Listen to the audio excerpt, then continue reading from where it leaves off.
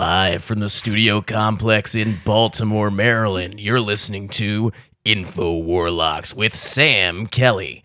There is a war on for your magic. Yes, there's literally a war on for our magic, people. Yes. Donald Trump might be the biggest victim of witch hunts in American history, but at least the biggest victim in recent Baltimore history. At least since Salem. I just like, how fucking egotistical is it of Trump to say that he's the biggest victim of like witch hunts when traditionally speaking, witch hunters like went after like women. Yeah, it's a tough call because it's like in recent history, I what is the word I'm looking for here? I beg anyone. That's not the word, but we're going to go with it. I ask anyone to find me a person who has been more vilified consistently in the media. It's tough. I mean, I understand he's not getting like, stoned to death like in 1682 or burned at the stake, or we're not throwing him in the water to see if he can float or not. But it's not, the 2020s version of that is basically getting lambasted all day, every day. And I think that's a fair statement. I can hardly think of anyone worse. I'll say that in his defense. Okay. But to counterpoint that, okay, I mean, I always thought Trump would be like a good mayor of Gotham City, but I don't think he's necessarily an ideal president. But I from a chaotic standpoint, from chaos magic, it's like he's absolutely manifesting his best life. Like he just talks about himself like he's the shit, and then that's why stuff just like happens for him. He I think, since you brought up the Batman illusions, I would say this. He was the president we deserved. He was absolutely the president we deserved. He definitely did not, he definitely changed. I think anybody would agree with this. He changed the face of politics. Like, it's going to be difficult. He is running in 2024. From the Republican side, myself leaning more conservative, I tend to listen to more conservative media. And on that side, people aren't really nearly as enthused. Did he lose him when he supported vaccines? Is that when he lost a lot of people? There's a part to that. I think with the vaccine thing, a lot of the more right-wing people, obviously the sentiments about the vaccine are mixed on all sides. Look, conservatives get, Ben Shapiro talks about the vaccine all the time. He now admits that it was probably useless, which, I didn't get it, so I can't speak for it, but I'm here. Ben Shapiro, the one Jew that Kanye West likes. Yes. I think that it's tough for him to say that it wasn't worth it because it was his vaccine technically. It wasn't his vaccine, but the vaccine was developed under his administration. So for him to now come out and be like, yeah, that kind of like, did anybody not get COVID because of the vaccine? Raise your hand in the room if you got vaccinated and didn't get COVID. Nobody. I got vaccinated because I was pregnant, and that probably fucked my kid up. Did you get COVID after the vaccine? I think so. I don't know. I always feel horrible. I always feel shitty and wrong in my body. So it's like, it feels like I have COVID all the time. So I wouldn't know. See, that's a tough one. Because we wanted to get into conspiracies here, and I think the vaccine's a good place to start. Do you not? Do you not think the vaccine is a good place to start? Okay. Well, here in Baltimore, we like needles, so it wasn't a difficult sell. But. Yeah, that was easy. I don't think it's a conspiracy to say that it was, and it's understandable to say, that it's understandable that we tried, we really did rush the process, and the goal was to get everybody vaccinated to stop the spread of COVID. It's not a conspiracy to say that didn't work. Objectively, when any vaccine first comes out, they say, up until 2020, correct me if I'm wrong, but up until 2020, the definition of a vaccine entailed that you don't get the disease. Like polio. I'm vaccinated for polio. I don't have polio. I don't really know of anybody who is vaccinated for polio or measles or rubella or any of the other vaccines that we get routinely and still get those. I know that happens, but those are called breakthrough cases, and breakthrough cases are supposed to be the anomaly, not the norm. When we first released the vaccine in June or April 2021, spring 2021, sometime around there, they were calling it breakthrough cases when people were still getting COVID after vaccination.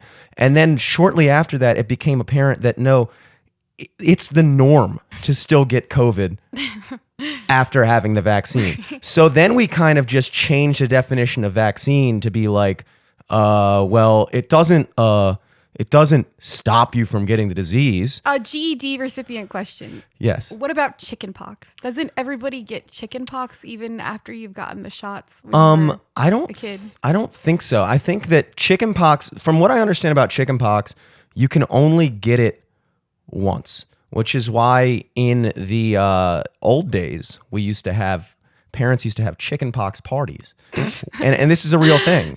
You've heard about this? No, I haven't. So back in the old days, I guess before they had developed the vaccine, from a very young age, if a kid got chickenpox, parents would actually all bring their kids over to that kid's house, and all the kids would get chickenpox because it's extremely contagious. And then they'd get it and they'd never get it again. And that was like old school natural immunity. It's like letting your kid hang out with a feminist. Yeah, exactly. It's like everybody gets it, and then after that it's just okay, we're moving on. You know what I mean? Yeah. So that was a definition. That was how stuff used to work. And then we also had an understanding in this country, a kind of consensus that immunity is real. And then you saw natural immunity kind of being kind of like vilified, not vilified, but just kind of like brushed off as a legitimate thing, as if the biological immune system of human beings and every other animal on the planet that has been our primary way to fight off diseases since the dawn of life is no longer relevant. And the only possible way to become immune to a disease is by getting vaccinated by Pfizer or Moderna or one of these other big pharma companies. Moderna sounds the sexiest. Moderna it does sound the sexiest. Like the model. It's also apparently was the most effective according to whatever numbers they released. But you know, before vaccines are what, 100-year-old technology? It's not that old. How did people become immune to stuff before then? We all understood the immune system.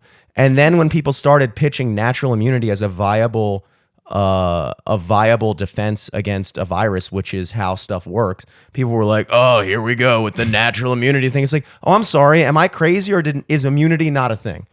Do people not become immune to things? You know, is that how we have white blood cells, you know? So in an effort to push the vaccine, we kind of reversed ourselves on every other understood concept of how diseases work, including, and most importantly, like I said, even what a vaccine is. So the whole purpose, the whole like pitch for why everyone needed to get vaccinated was so we could stop the spread, right? Because people would be like, well, you know, I don't want to get vaccinated. And people would say, no, you need to, because if you're not vaccinated, you know, you could spread that disease, whatever. Which then begs the question, if the vaccine works, why do you care if I'm carrying the disease? That's the whole point of the vaccine. So then once it came out that the vaccine was not at all stopping the spread of COVID, it kind of, like, what is the purpose? Think about this. What was the purpose of the vaccine mandates?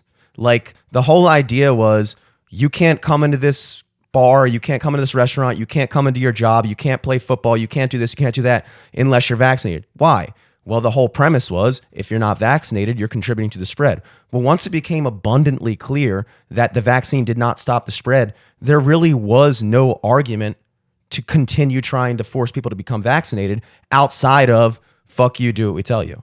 You know what I'm saying? Yeah, no, I can definitely see that point.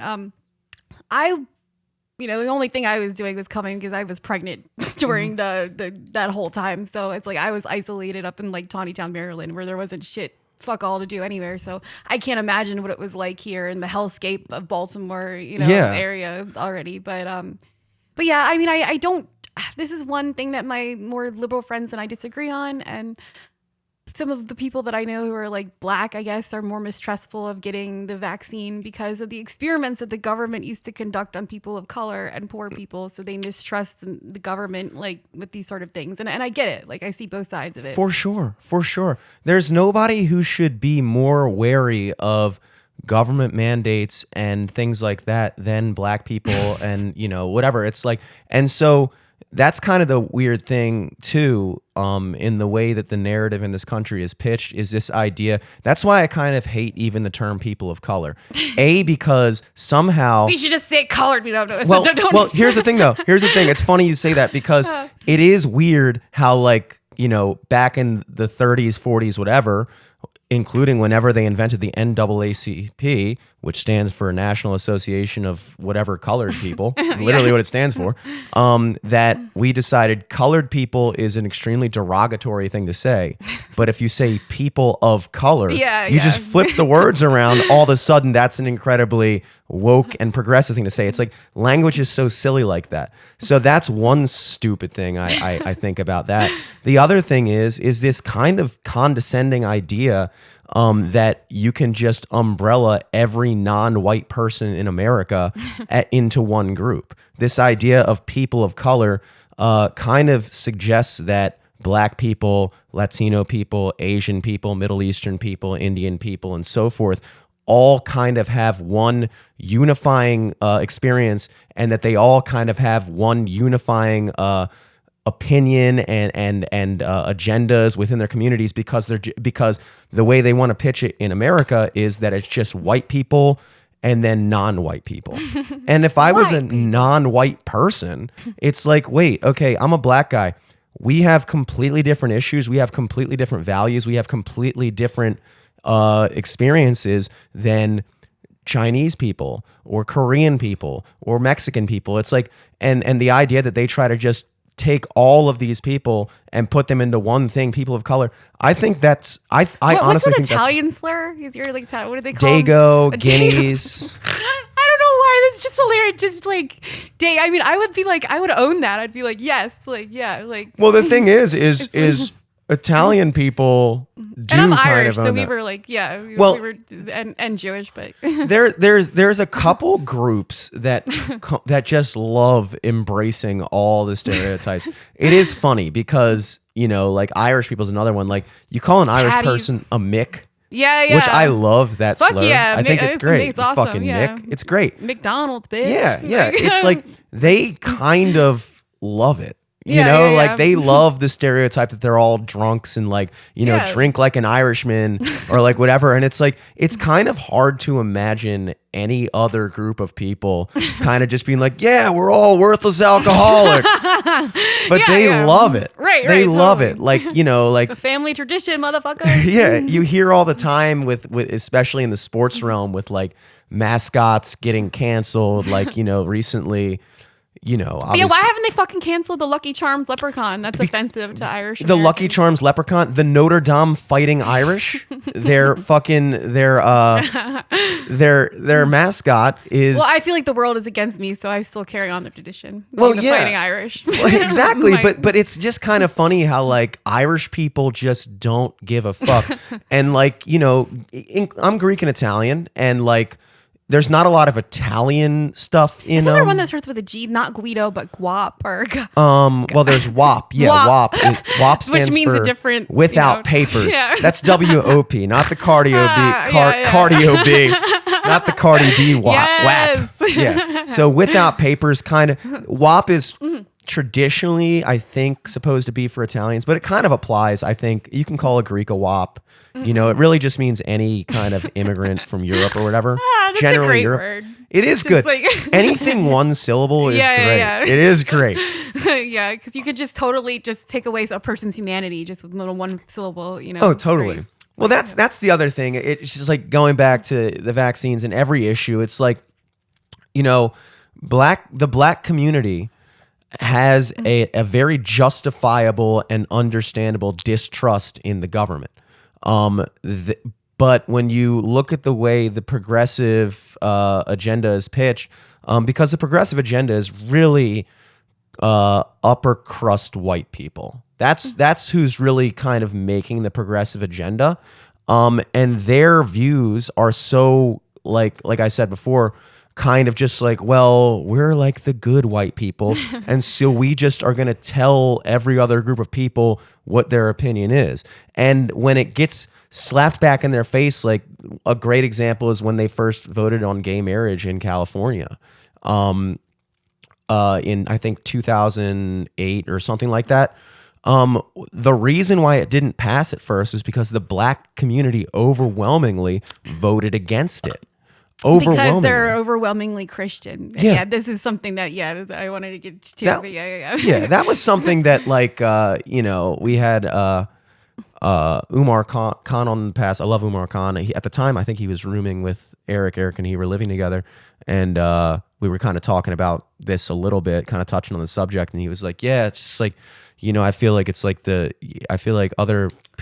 just like the really Christian whites. And I'm like, the black community is extremely Christian.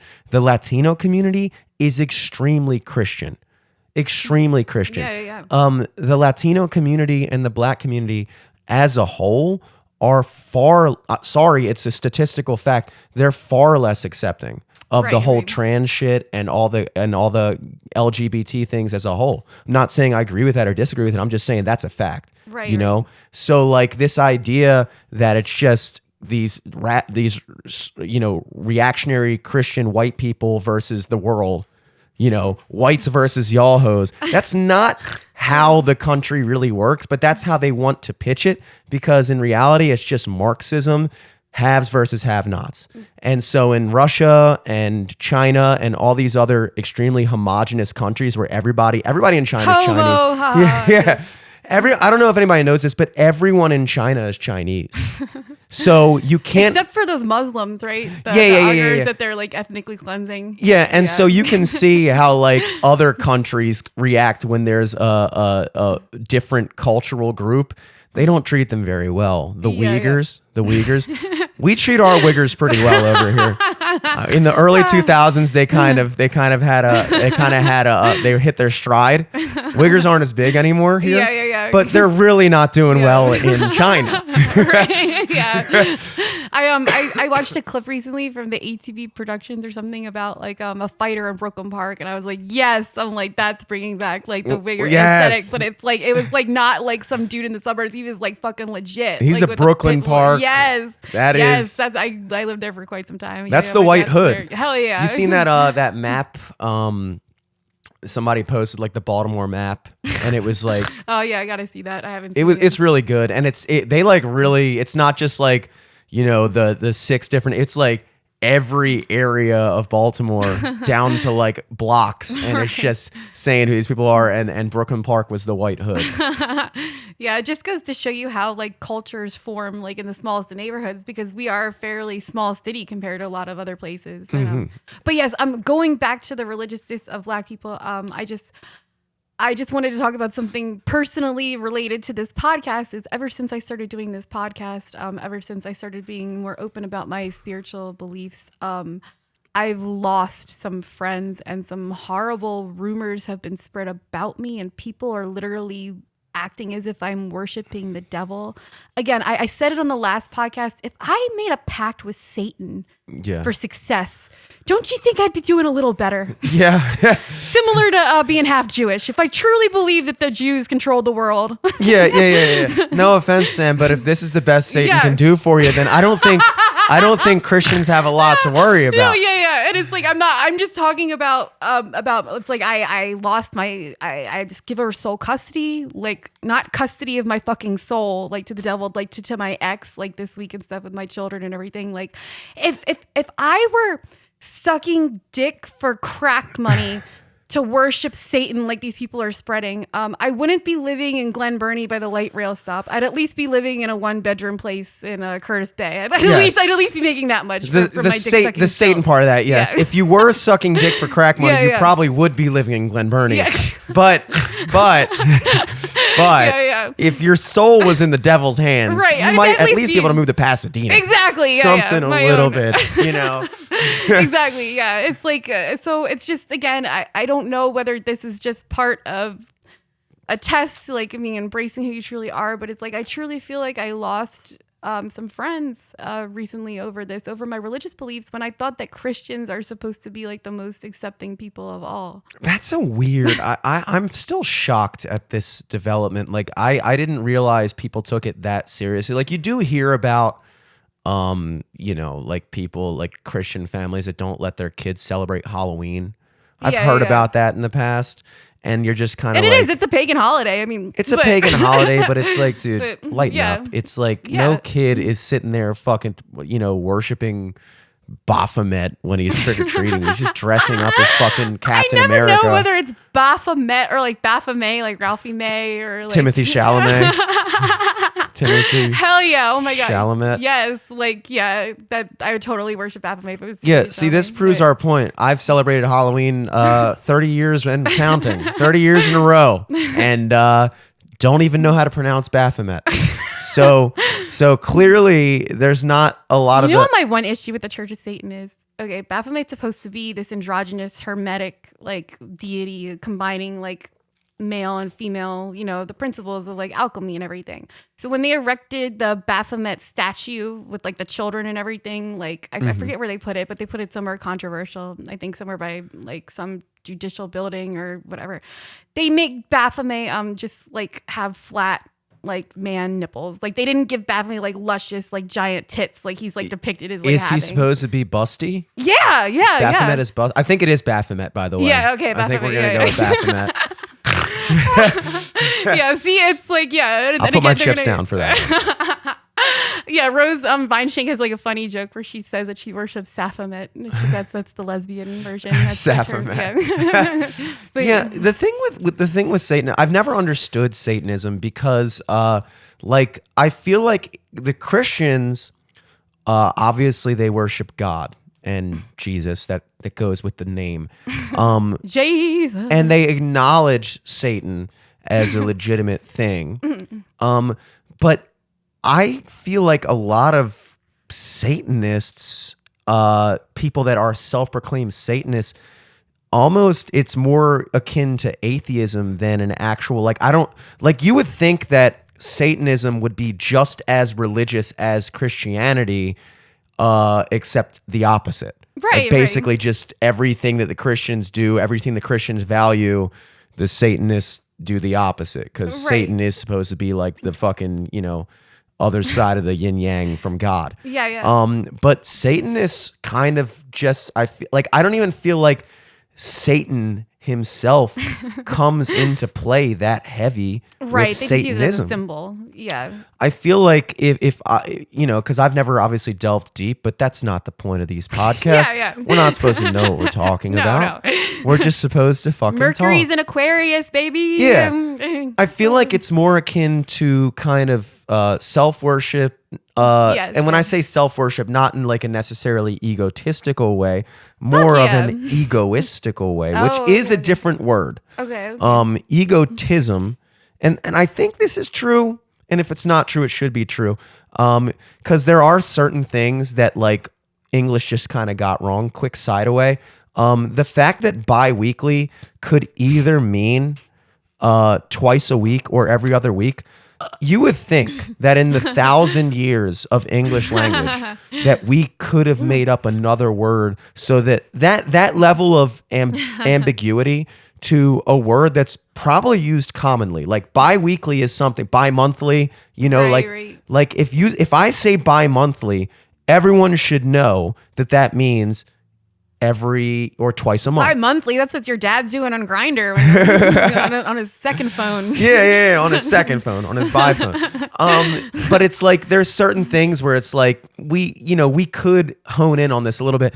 And egotistical and egoistical, egoism and egotism, if this is not a distinction that's real that I'm just making up, it should be the case. Egotism is just kind of like more akin to just arrogance, narcissism, just this idea that you're the fucking shit, you're the best, you're egotistical. Egoism as an idea is more so just the idea of your ego and the idea of yourself as being this all like it's you, like it's me, kind of the opposite of Buddhism, which say that like the ego is a delusion, that we're all connected. People that are egoists kind of settle with the idea that like, no, it's me. Like they might be more likely to say like, like all the universe is just my imagination, that like you're just a projection of my own mind or whatever. And I gotta say, that's not a terribly flawed philosophical idea. That kind of, the other word is solipsistic, just the idea that like you're the only thing that exists and everything else is just your imagination. Right, like everyone shits on main character syndrome, but yeah. If you're not the main character of your own fucking life, then what the fuck are you, what? Like, isn't that what it's supposed to be? Like, people say like, oh, you think you're like the center of the universe, but it's like, if we're all being honest, first of all, everyone is the center of their own universe. Exactly, everything I experience is through the lens of me. Right. Like I'm not just going to wake up one morning and be you. I'm not going to wake up one morning and be Joe Rogan. Like I'm just me. So every other thing that happens is relative to how it affects me and my experiences and everything. So it's kind of dishonest for people to suggest that they don't look at themselves as the center of the universe. Right. Now, that's why you have religions like Christianity and basically most mainstream religions that all kind of bring in this concept that try to fight that sense of you are the most important thing, because we all naturally believe that.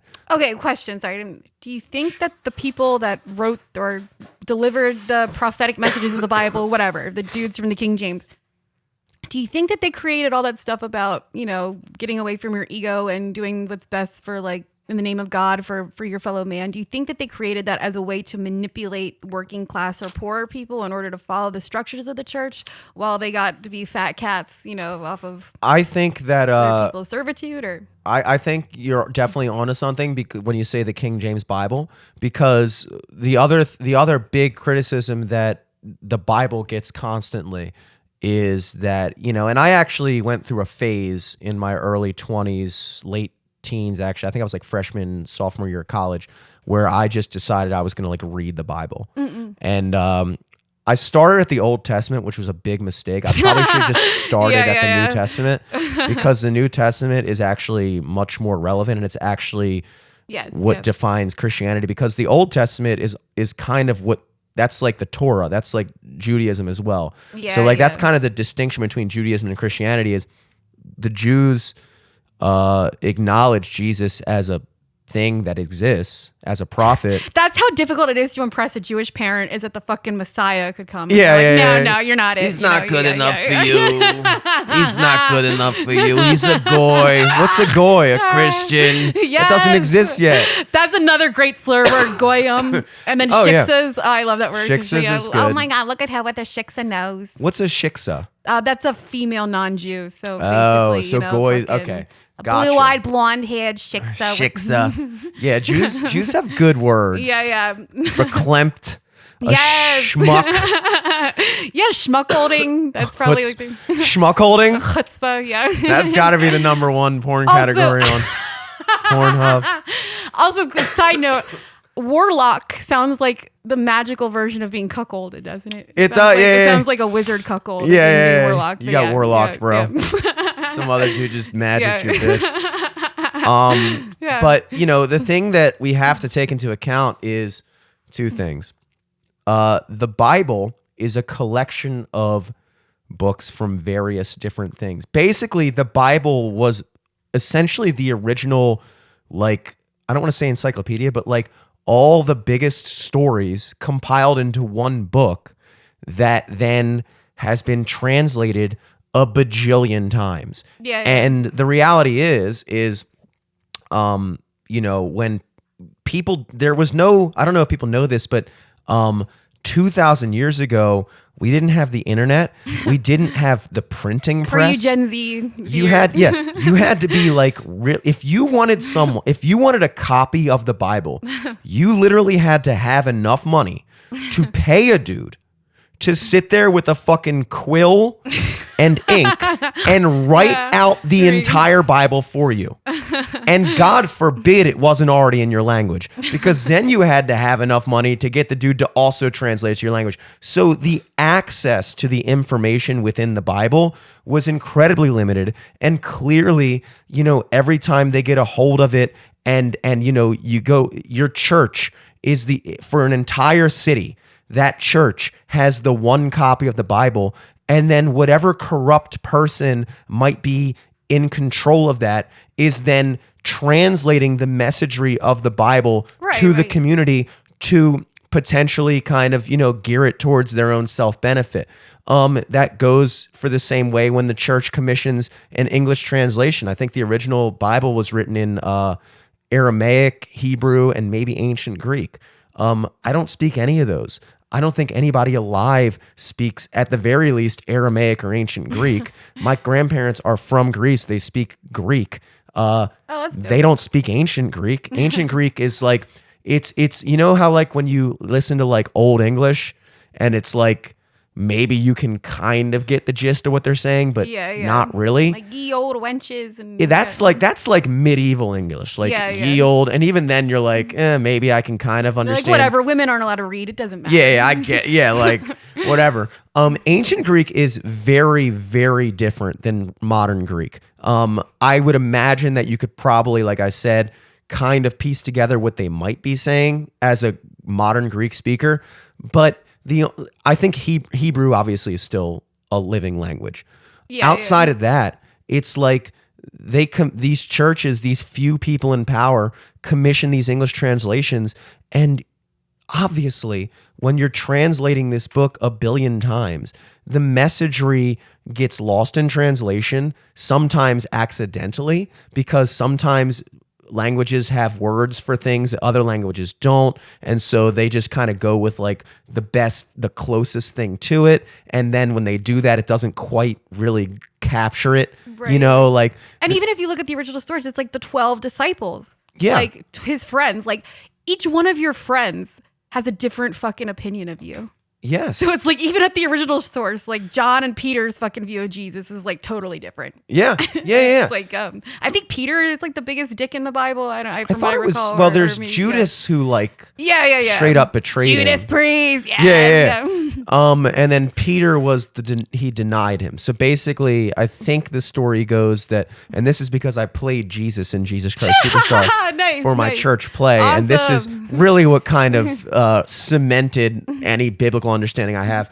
But Judas was the one who basically sold Jesus Jew is out. In the name, sorry. Yeah, of course. And of course he was played by a black guy in the so they covered all their cards there. But that guy was fucking awesome, and Judas' song in that movie are the best songs. Oh, the villains always had the best songs. Yeah, it was fucking great. Andrew Lloyd Webber shouts out. Yeah. So Judas was kind of the one who sold Jesus out, who was like, like this is where he's gonna be, whatever. And I think that was the whole thing of the Last Supper, where like he knew he was getting taken away, and Judas was kind of the one who like led them to him for money, and he regretted it deeply. And the way they pitch in the play, the rock opera, as it's known. And I don't know if this is congruent with the Bible, or maybe they just kind of pitch it this way in the play, but I like to believe it's the case where Judas was actually Jesus's strongest believer. And he felt that Jesus had kind of gone astray. And that was when he was like, I need to kind of check you a little bit. That's some toxic relationship, toxic masculinity fucking. Yeah. And then he kind of, obviously once he saw what happened, he completely regretted it. And that's why he hanged himself. He killed himself. Oh, okay. That's good. Did you know that? No, I had no idea. Wow. Judas, when he saw what they did to Jesus, he hanged himself because he was so upset with himself and what he did. Now, Peter, his story was that he, after that whole thing happened, Peter had kind of been like Jesus' other right-hand man. because Judas really was Jesus's main. He was his main bitch. Like he was his main. Right. Peter oh my was. God, it's always your best fucking friend. It's always the closest ones to you. And then afterwards, when they were kind of like hunting down the disciples and being like, "Yo, anybody who even fucked with Jesus is now on our list." And Peter was like, "I never fucked with him. I never fucked with Jesus." Right, yeah. And then when I think when Jesus rose from the dead 3 days later, that was like me after I've done many yeah. uppers and Whoa, what a night. What a weekend. Yeah. I'm back, bitches. It's Monday. Yeah. Bad case of the Mondays, huh? Peter denied him. But the point of all this, talking about the Bible is it's also like the most magical text ever written. Like you have to be smart enough, and first of all, you have to have the respect for humanity to at least go, you know what?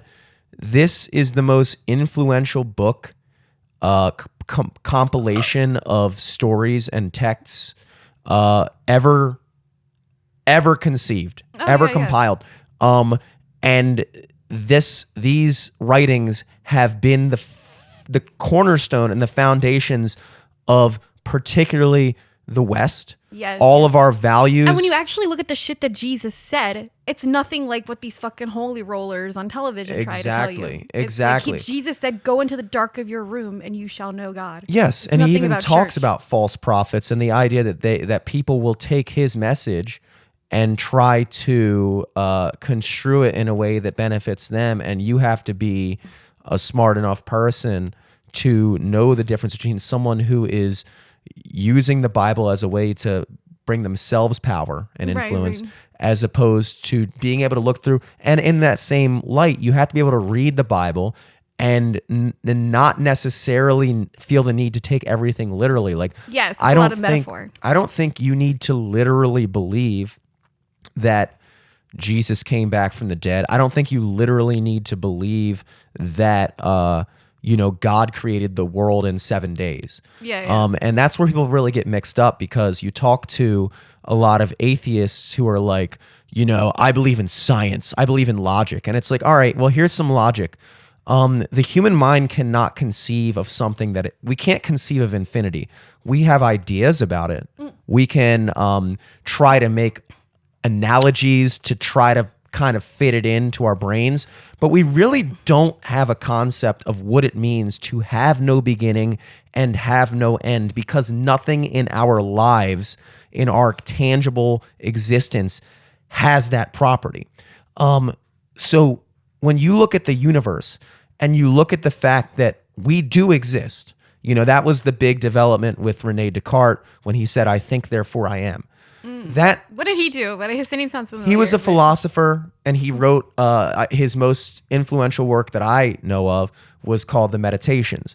And the first thing that he set out to do in that book was, he kind of was sitting there with that kind of like Socratesian, ancient Greek type of way of thinking, where it's like, when Socrates said, "All that I know is that I know nothing." Basically, that idea was this idea that, like, you don't really know anything. You believe it. Like, I believe that we're sitting here. I believe that I have these hands and this is my body, but that could be some form of delusion by the limitations of my own mind that we don't actually know. So Rene Descartes set out and he said, "I want to start with the one thing that I could absolutely say for sure I know." And the one thing he could think of was, "I think, therefore I am." And what that means is, I don't know if I actually am Rene Descartes.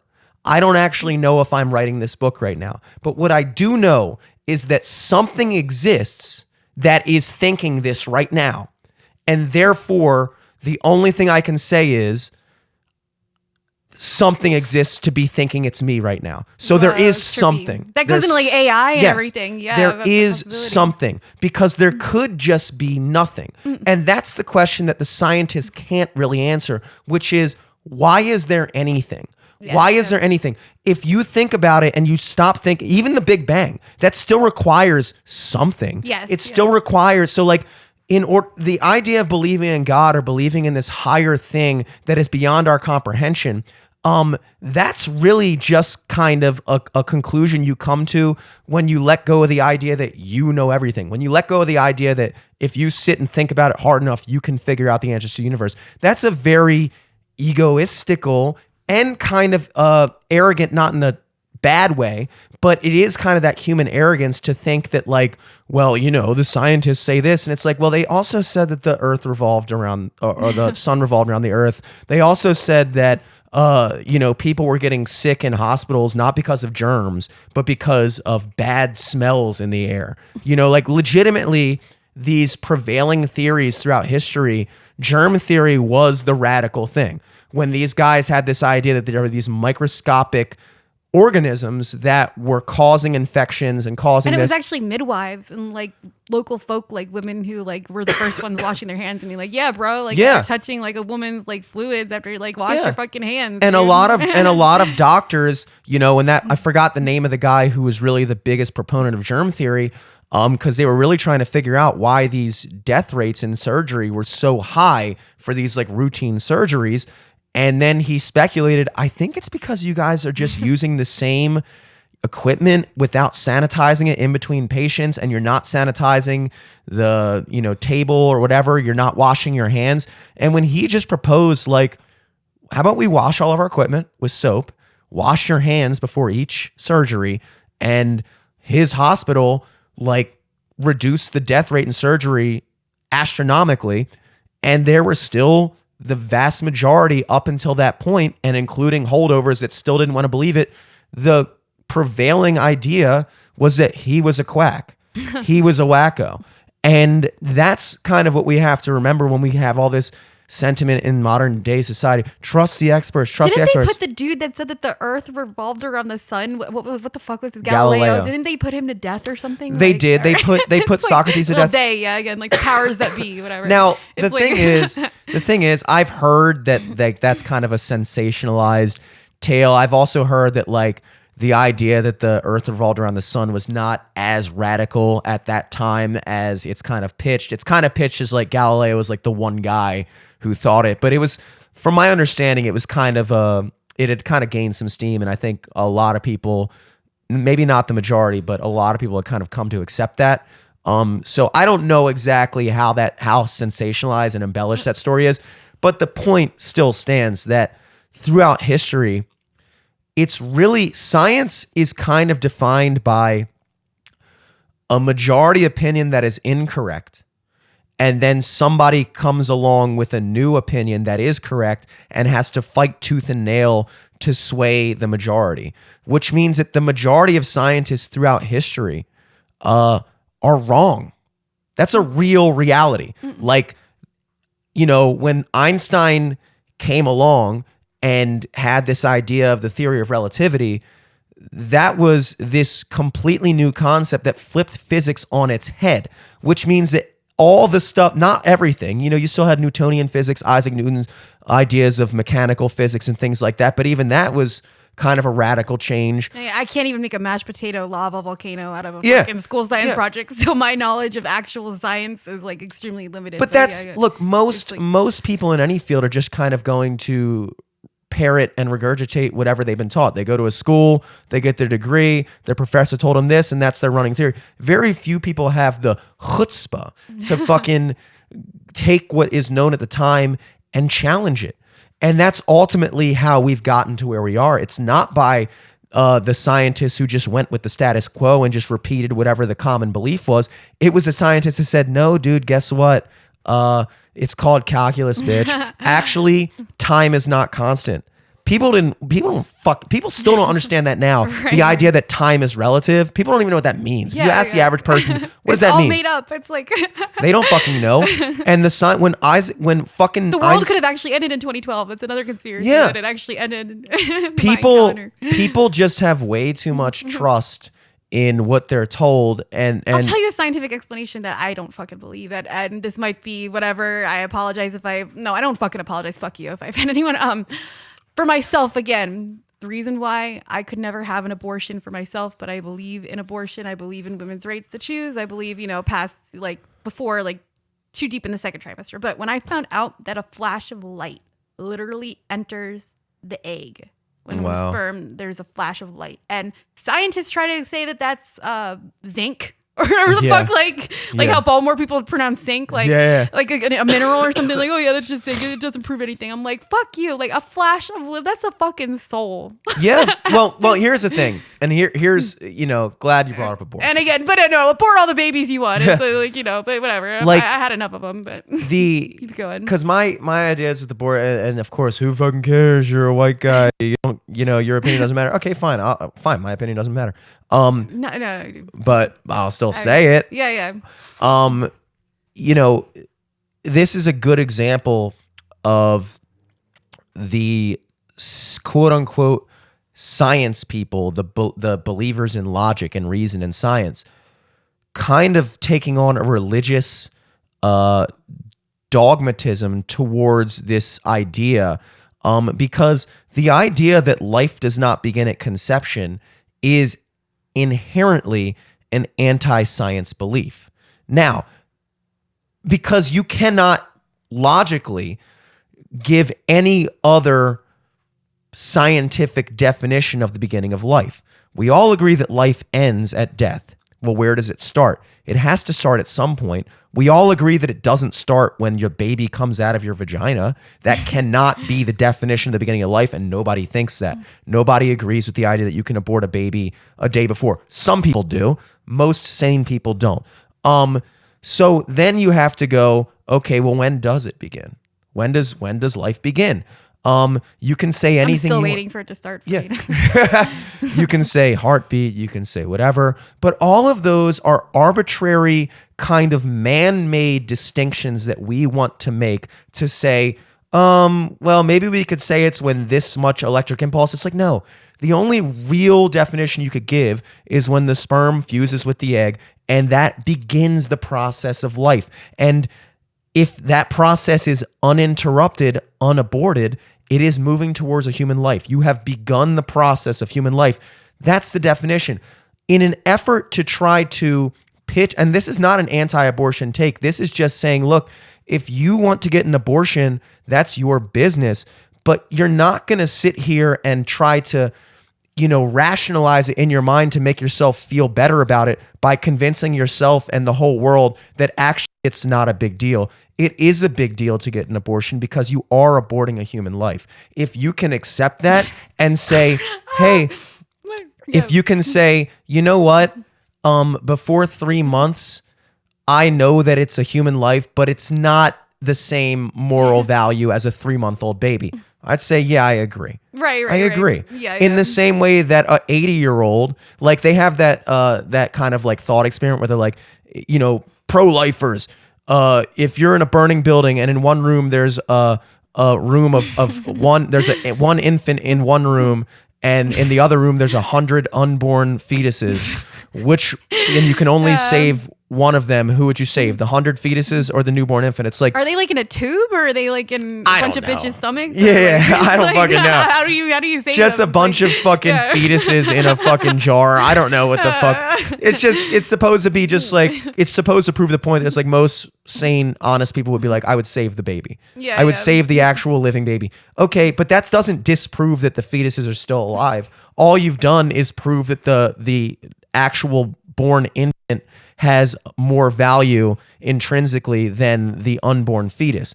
You could make that same argument and say, if in one room you have five-year-old children and in the other room you have 60, 90-year-olds, who are you going to save? 69. Yeah, 60, 90-year-olds. You're going to save the children. Does that mean that the 90-year-olds aren't alive? No, it just means that the child's life has more value than the 90-year-old's life. All we've done at that point is just make a kind of juxtaposition of value, saying that some life has more value than other lives. That's obvious. If I crushed an ant and killed it right now, nobody would give a fuck. If I crushed you and killed you, that would matter. It doesn't mean the ant wasn't alive. Some people would be celebrating. Some people would be happy. But it's just, I guess my point is, I'll let, give it back to you, but it's just that, as scientific as people like to pretend to be, ultimately everyone's nexus of their universe, of their worldview and their ideas of existence falls back on some form of faith. You can't explain how something came from nothing. You can try, but it's not there. Scientists can't explain it, and most scientists acknowledge the idea of something that exists beyond our comprehension. And most people, and throughout history, have come to call that God. Damn, yes. I just got a snap on that. Yeah. That was great. Hell yeah. No, totally. I mean, that was awesome. Like, I completely agree. I love God. I love faith. The religious structures that make people bigoted or judgmental toward each other, or these rigid structures that attempt to control people, that's what I'm against. But personal faith is an incredibly beautiful thing. And when I attempt to share my beliefs, I'm not trying to convert anybody into the fucking occult cult or anything. I'm just trying to spread that divine light comes from Christ, and it also comes from other archetypal figures throughout mythology. But part of God that's always been missing for me is the feminine part of God. And in ancient texts, there was always a goddess and a god. And I think that's what the church is missing, is A chick God. the Holy Spirit. It's totally is Mary, or is Sophia, wisdom. And there's a missing text from the Bible, the Gospel of Magdalene. And the women at Christ's crucifixion were mentioned. They were just like a bunch. There were even more women followers than male disciples, but they were completely erased from the Bible. And I think that, I think that the reason probably God is personified as a father, a man, because, as not woke as I am, I would say God is truly non-binary. yeah. He's the one person I would say they, them to, and not cringe internally. Right. Well, yeah, because he's omnipotent. He puts the nip in omnipotent. Yeah, the idea of male and female is locked in, and it's not an idea. I'm not going to go there and be like, male and female is an idea. It's not. It's real. But God is not necessarily a man or a female, but we kind of have that idea, like we were talking about in the last episode, like Father Sky and Mother Earth, which is kind of like just that kind of, it's basically a way of kind of compartmentalizing it, again, because these are things that we can't truly understand, and the only way we can attempt to understand them is by trying to kind of fit them into the box of something that we do understand. I'll just say this, that the difference between worshiping or my spiritual beliefs, having faith in a goddess, and then the difference between having faith, let's say, in Christ's message, is having faith in a goddess and looking toward the divine feminine for inspiration has helped me believe in myself more. But looking at Christ's message has helped me believe in other people. So you need the balance of each other, of one another. And it just upsets me that something that I have pure intentions about has really corrupted a lot of my friendships and stuff, and really made people, but also it's like, who gives a fuck? Like, fuck them. Yeah, it's kind of, it's just closed-minded thinking, unfortunately. And most people are victims of it, including myself in various ways. I try to stay open-minded, but the reality is I can be just as closed-minded about things as anyone else. They just might not be these things. Like when it comes to religion, it's like, okay, so if you're a devout Christian, do you have that same energy towards like a Muslim person or a Jewish person? Because that person doesn't, like a Jewish person doesn't acknowledge Jesus as the Son of God. They acknowledge him as a dude who probably was rad. The Son of God. Also, I didn't mean to cut, but it's like, I believe Jesus was real. I believe a person like him existed, but it's just the metaphor of the modern day sun god. It's literally in the text. Like, that's God true. rose 3 days later. It's about how the sun rises and fucking sets. It's just a metaphor for that. That's interesting. So you're worshiping a pagan deity by looking at Christ like the sun god. Yeah, you're literally worshiping the sun god. Because the fundamental concepts are present in every religion. I mean, it's just different characters. It's like when you turn on American Horror Story and it's the same actors in a different show. It's like, okay, that's still Evan Peters, except now he's playing this other dude when in the first scene he was playing a ghost. It's like, it's like you look at Judaism, you look at Hinduism, and they all preach pretty much the same values, including Satanism, in that Satanism, I think, like we said, is kind of more of just an emphasis on self, the self. And I don't think that necessarily has to be a bad thing if taken in small doses. I don't personally align with the idea that the self is more important than the whole, because then that ultimately leads to the idea that whatever's good for you, whatever's good for the goose is good for the gander. That's not always the case. If you live life by simply pursuing whatever, feels best for you, ultimately that leads to an unfulfilling life, in my opinion, because a lot of times the easier thing to do, the easiest way out, the path of least resistance tends to be what you find in the moment to be the most appealing option. But 10 times out of 10, that's not the case. 10 times out of 10, doing the right thing is hard. And that's why, when I was younger, I had a more kind of immature, rebellious, like fuck society idea about human nature, where I was like, oh, human beings are just, naturally bad, and there's only very few people that are actually good. And as I grew up, I kind of came to the realization personally that I don't think most people are bad. I think pretty much all people would do the right thing if given the chance to do the right thing, and it was just as easy as doing the wrong thing, But I think most people are weak. That's what I think it is. I think most people are weak, and therefore, they kind of know that they kind of have an idea of what the right thing is, but they kind of rationalize it in their mind because it's easier to do the wrong thing, and then they kind of backfill why that was okay. I think there's a small minority of people that have the willpower to always do the right thing, no matter how difficult it is. And I then think there's a very small minority of people on the other side that are truly evil, that totally know that they're in the wrong, but they just don't give a fuck, and they just are all about them. That's a small minority. I would say 10% of people are truly evil, 10% of people are truly good, and the other 80% of people are just fucking weak. Right. Or motivated by your own self-interest to make life, most adaptable for you. But what do you think constitutes then doing the right thing? In most scenarios, what is a universal law of Well, that's kind of what this conversation comes down to, because that's the biggest question: is what is right.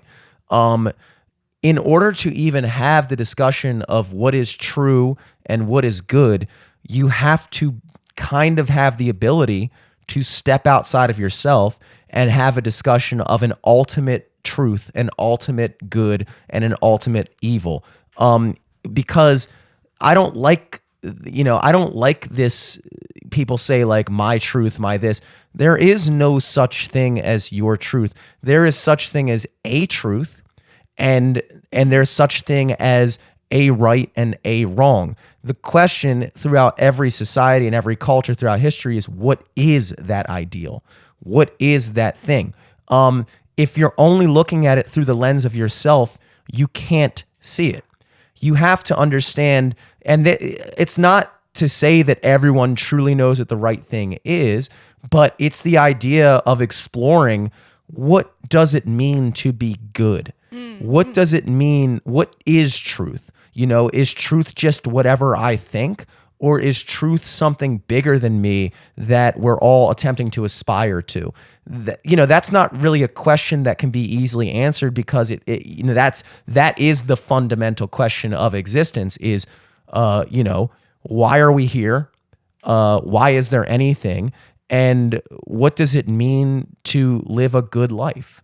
And that's the debate. And people have different, like I said, stories and characters and archetypes to kind of push those ideals into people's minds. But ultimately, every single philosophical ideology, every single religion kind of centers back to this idea of morality and being a good person and a higher truth.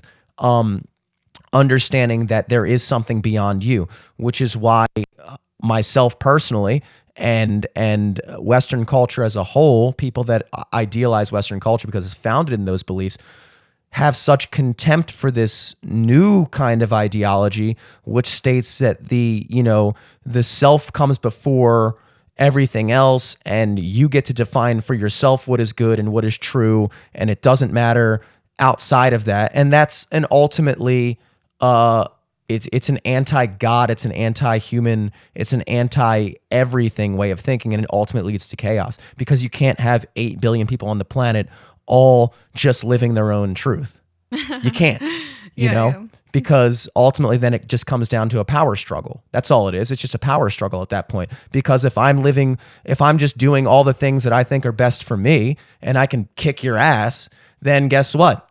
The world's going to look a lot more like the way I want it to be than the way you want it to be. And so the only way you can even aspire to having a decent fucking earth is by having us all subscribe to a general idea of what it means to be good, what truth is, and those type of things, you know? Right. I definitely see your point there. It's like I struggle, I guess, with the older I get with feeling like I'm a selfish, immature person because I feel like I ignored what my truth was for a lot of, and again, I'm using that phrase, my truth, but I guess it's because I tried to do what was best for other people, but in the end, I actually harmed them because I was ignoring my own wants and desires and what I wanted to manifest as a happy life.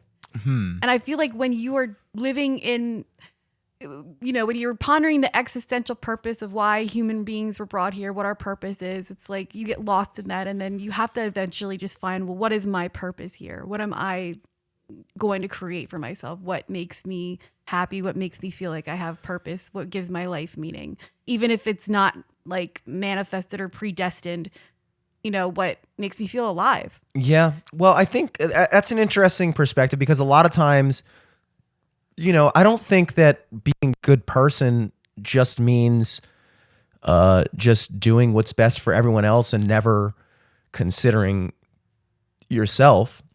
Right. Because then, it's kind of like when you talk about like different types of conspiracy theorists, and it's like there's people who just believe everything they're told. They believe every official narrative. They don't question it. They feel afraid to question it, either because they don't care enough to look into it or because they don't want the social stigma or marginalization of being the person who questions something that most people believe. Then on the other side of that, you just have the fucking naysayers that are just every single thing that happens. They're like, no, that's fake. That's blah, blah, blah. And the reality is that both of those ways of thinking require an equally zero level of thinking. Because if you're the type of person who's just going to not believe everything you're told, then that's just as easy as believing everything you're told. And so again, that falls the majority of people. There's 10% of people who are willing to take everything they hear and go, all right, I can believe that, but I don't believe that. And then there's another 10% of people that are like, there's another 10% of people that are like, oh, I believe everything. And the majority of people that are like, what is everyone, I'm just going to, I take the route of like, I don't fucking know. Yeah. It's fun to talk about, but like, I don't know. Like Michael Furr did a really hilarious bit like that I watched on Instagram about the flat earth conspiracy theorists and everything and about them being total idiots. And it was fucking hilarious. And like, I loved that he was talking about how like there would be a Real Housewives of, flat earth or something. But the thing is, I don't know if I haven't been to outer space. I haven't myself. Like, yeah. I haven't. Well, we could be living in a dimensional reality, like fucking Alex Jones says. That's an interesting. I don't know. And that's the fact that you say that. The Earth is flat because it's on this fucking screen. Yeah. The fact that you say that is a level that you've risen to. Whether you no, it's for real. It's like I'm a fucking idiot, but I'm an idiot. It's the understanding that. Again, the only real path to truth is understanding that even the things that you truly believe does not mean you know. I truly believe that the earth is round. I truly believe that because every single thing that I've been shown and have learned about it not only has reinforced that idea, but it logically makes sense to me as well. Mm-hmm. If it didn't logically make sense, I'd be more likely to question it. The other kind of fallback with the flat earth theory is I don't see the motive. Like I see the motive in the vaccines. That's why I question them, because if you don't have the wherewithal it's interesting. I've had these conversations, not to get back on the vaccine, but just a quick side away. I've had conversations with people close friends of mine, where they were. One of my friends was telling me about this documentary that came out about Big Pharma, and I think the main focus was Pfizer, and it was about the opioid epidemic and how they kind of made these drugs, and they kind of knew all along that they were super addictive and all these other things, and they kind of they kind of knew all along that this was a possibility that it was going to happen, but they went along with it anyway. I don't care. They went along with it anyway. And so, and that's funny because in every other aspect of life, people generally despise Big Pharma. Big Pharma is a negative colloquialism. Big Pharma's doing that. But for whatever reason, in the context of COVID, we stand Big Pharma so fucking hard. It's like, why is this not the same company who created the opioid epidemic by lying to the public and pitching something to the public for their own personal gain? And then only years later did we find out that all the doctors were just overprescribing it because they were lied to as well. And then, here we are with the worst drug crisis in the history of America. And we come to find out that it was really just a bunch of dishonest people that were seeking their own profit.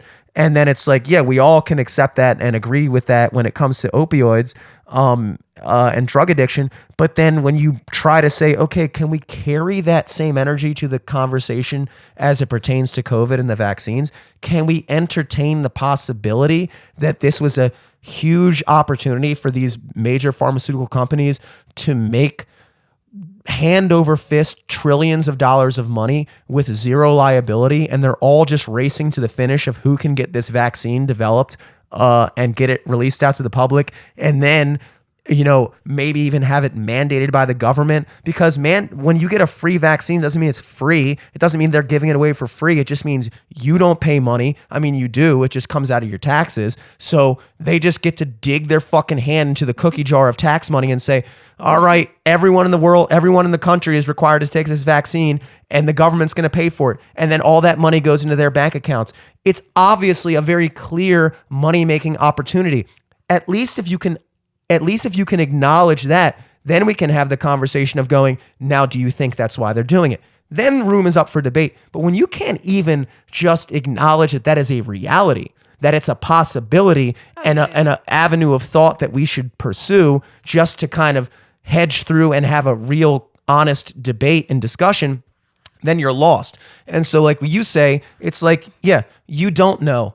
I don't know. And unless you're fucking Neil Armstrong or Buzz Aldrin, who's walked on the fucking moon and looked back at the earth, you don't fucking know the earth is round. You fucking don't.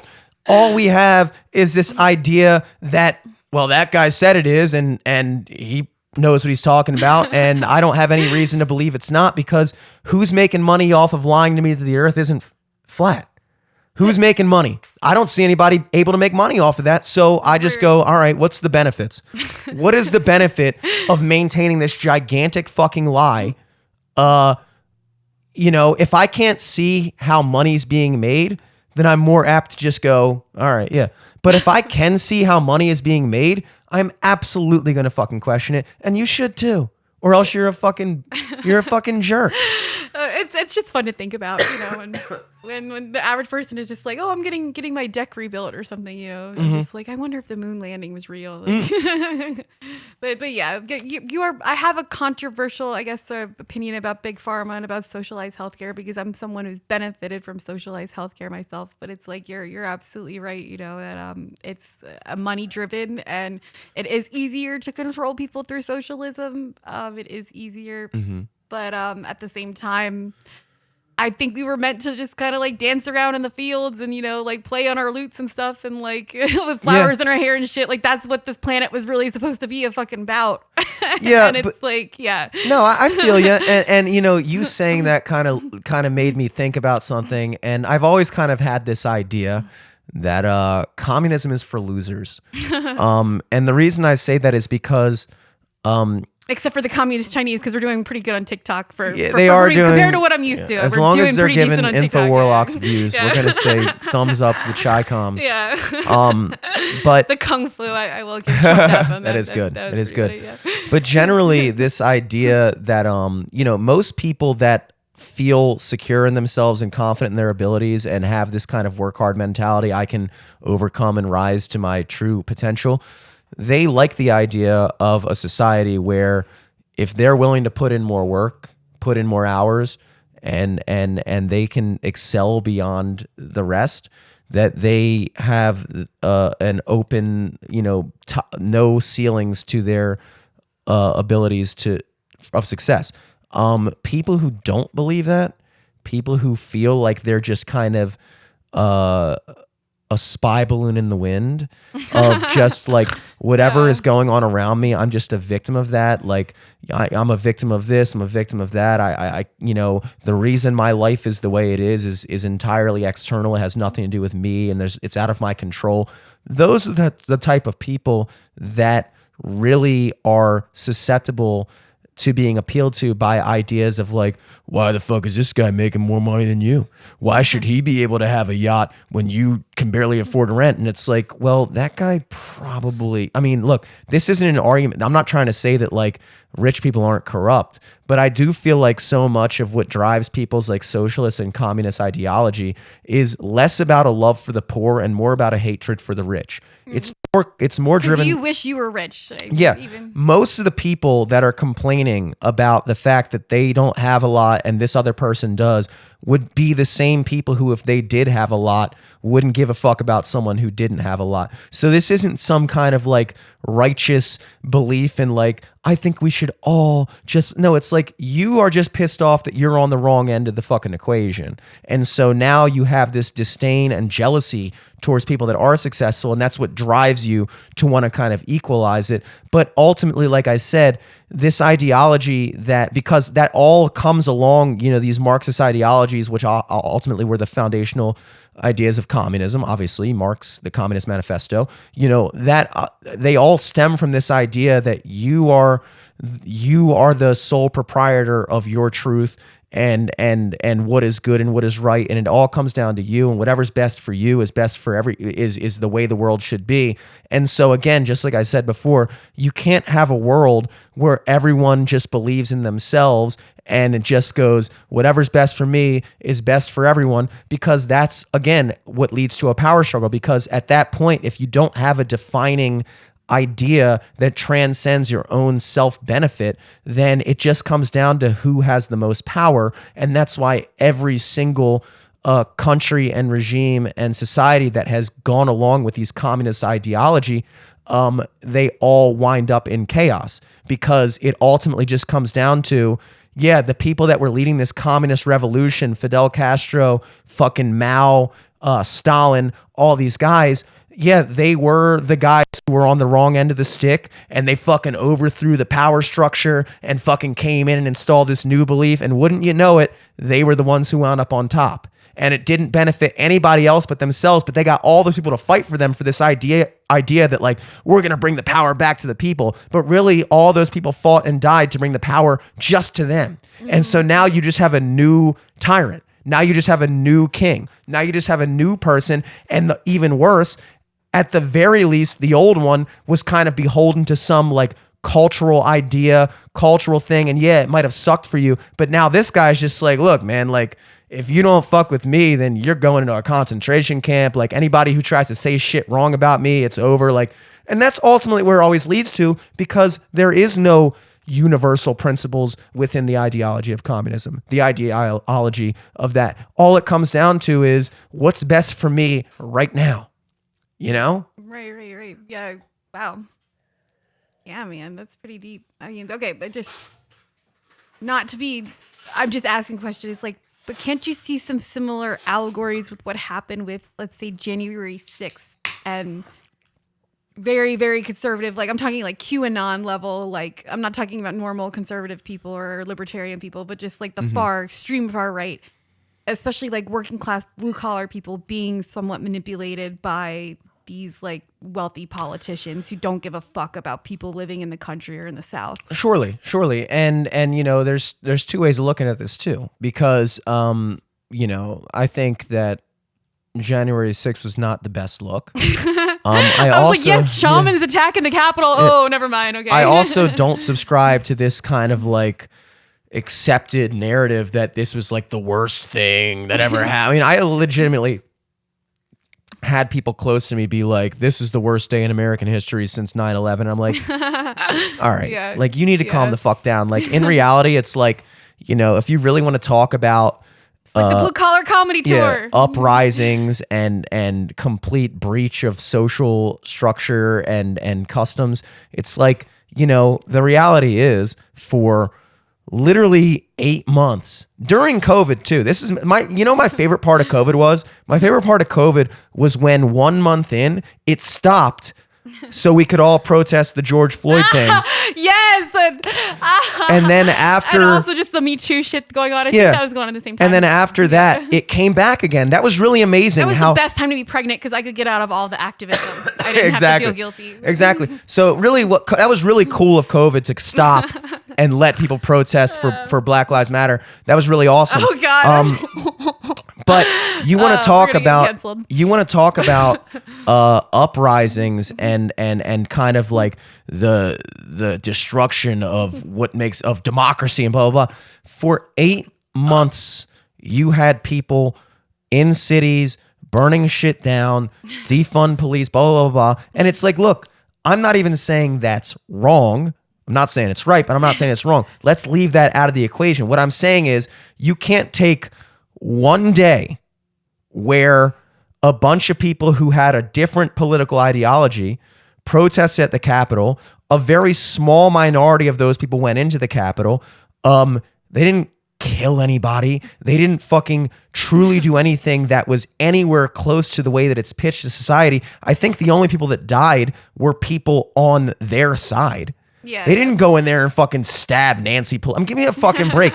It's like, oh, that old fucking Dobby house elf. The way that they pitch it, it's like, okay, so I guess at the very least you could say we're even. You could say we're even when you have police stations being burned to the ground, when you had fucking an entire portion of I think it was Seattle being occupied by this, what was it, Chop Chaz or something like that. They did this like occupied space in a portion of, I think it was either Seattle or Portland. I want to say Seattle though, where it was literally like they just took over the city for weeks and the level of crime skyrocketed. There were more TV rapes. had never been better. Yeah, the news more rapes, more robberies than anything that had been seen outside of that. So you guys took control of a city for a week or two and made it worse. You made it worse. And that was weeks and months overall of people rioting throughout the country. And then we want to take this one day and people died. People died in those things too. And again, the vast majority of the people that were involved in these George Floyd Black Lives Matter protests were honest, good, peaceful people. But you had this small minority of shit starters that were burning shit down and causing violence and things like that. You could say the same thing about January 6th. There were thousands and thousands of people at that fucking Capitol building. A very small minority were the people who actually went inside. And then you want to talk about conspiracies and you go, look, we're no strangers to entrapment and FBI coercion and CIA coercion of people who, like, you know, it's very easy when you have 50,000, I don't even know how many people were there. It was a lot. It was a lot. When you have that many people that all kind of have, like, you know, an idea that they feel like the election was stolen, they feel like it was dishonest, they don't trust how the election went. If you're the CIA and you want to create a narrative, or the FBI and you want to create a narrative, it's very easy. Okay, this is a derpy fucking GED question. What's the difference between the FBI and the CIA again? The FBI is more involved with internal affairs. It's the Federal Bureau of Investigation. They're basically like the top tier police. Mm-hmm. They deal with all the shit that goes on in America. They're the ones who deal with like federal crimes. Oh, and the shit CIA like is like James Bond. The CIA is like our spy, like were they foreign MK affairs. Ultra? They were, I think they were MK Ultra. Yeah. Okay. So I think if you were gonna say that's the cooler one. If you were gonna ascribe culpability to one of the agencies as it pertains to January 6th, I would say it's probably more likely an FBI thing, a Fed. But you see how, like, even with that kidnapping of Gretchen Whitmer, the attempted kidnapping or the conspired kidnapping of the governor of Michigan, and they tried to make a big deal about that, but nobody cared. I was like, wait, that's not Greta Thunberg, Gretchen. Yeah, wait, Gretchen. Okay, yeah, Eliza Thornberry. Yeah, that's more on my level, dude. They had like single digits people involved in this conspiracy. I talked about this in the last podcast with Eric, but it was like a small amount of dudes in this like chat forum that had started to kind of conspire, and it came out that more than half of them were undercover agents. So you had like 5 dudes and 3, or maybe I want to say, like, I'm making up a number, but let's say 7 dudes and 4 of them were undercover agents. So it's like, okay, so that's a very cut and dry example and accepted and already, it's been spoken about. It's been released to the public. Yeah, the vast majority of people involved in this conspiracy were actually undercover agents trying to stoke them to do it so that they could then nab them. Can we now take that over to January 6th and suggest that, is it possible that there was no grand plan to fucking storm the Capitol and fucking go in there and kill people and whatever the fuck people try to say that it was attempted? And maybe there's a possibility that, just like, What did Trump say that again, though? It's like he egged him on a little bit. It's like he's a shit stirrer, but I mean, it's like he has like a trickster energy that I don't want to say I respect, but if yeah, he egged them on, but at the same time, it's like he never said to do what they did. Yeah. And the funny thing about the way it's pitched in the media is that they will try to connect dots between what he said and what was done, and say, well, clearly this is him inciting violence, and it's like, no. If he questions the results of the election, first of all, that's not unprecedented. I remember, because I wasn't born yesterday, that for 4 whole fucking years during his presidency, people did not see him as a legitimate president of the United States. They said he was a Putin puppet, that, Hillary Clinton won the popular vote. She's legitimate. All kinds of things questioning. Hillary Clinton herself was going out, saying that she's the rightful president, blah, blah, blah. This is not new territory. So the fact that when Trump did it, it was this, oh my God, he is destroying the foundations of American democracy by questioning the results of an election that he thinks was unfairly run. It's like, yeah, that's kind of par for the course now. So we can't just in one instance overlook it when your side does it, and then when our side does it, the other side does it, you go, well, this is just terrible. I can't believe he's saying such a thing. It's like, look, I'm not excusing January 6th. I'm not trying to say that it was a good look. It wasn't a good look, but I am saying that there's a very high level of possibility. You can empathize with their... There's a high level of possibility that the vast majority of people there just felt cheated. And it's not that hard when you have thousands, tens of thousands of people there to get a few of them to go and take it to the next step, where you can then entrap them in this thing where you can now create a narrative about how it was like, oh shit, this was this massive insurrection. It wasn't a fucking insurrection. You want to see a fucking insurrection? Go to any other country and see how they deal with their elections in fucking Venezuela or fucking the Middle East, and see, then talk about an insurrection. God damn it. It's so fucking, it's that Old Testament shit still. It's exhausting to hear the way people try to pitch this mundane fucking protest that went a little awry as this milestone moment in American history that we need to investigate for the rest of fucking time, while we ignore all the other real shit that's actually matters in this country, and we just play that down like it's fucking nothing, Yeah, it's fucking fucking nothing from both sides. I can't stand watching CNN because they're all a bunch of fucking talking bobbleheads, and I can't stand watching Fox News. I literally hate them all. But I don't even want to say hate. I'm just trying to look at it like entertainment and just removing myself from it. But I can understand both perspectives. It's like, Yeah, you should be able to understand both perspectives, and the fact that it's such a And again, it goes back to like magic. They call it like the left hand path and the right hand path. Well, like, why do you have to choose a side?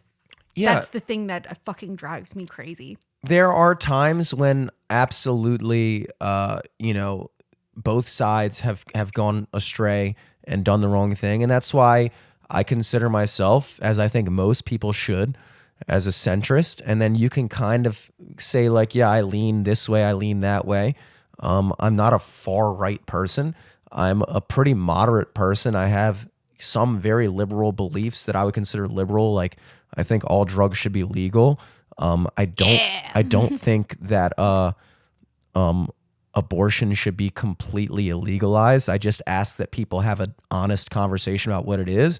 And then if we as a society want to decide that, like, look, it is a human life because we don't have any other scientific way to define a human life, but we as a society can agree that if it's within the first 3 months or something, whatever you want to put on it, we can that can be deemed acceptable. These are all things that, like, if I was like a super far right guy, they'd be like, no, like, weed shouldn't be legal, and abortion is murder. It's like, I don't think abortion is murder. I just think it is the aborting of a human life. What are you aborting? Right. You're aborting a human I'm a life. centrist because I don't think that you're transphobic if you want to play Hogwarts Legacy.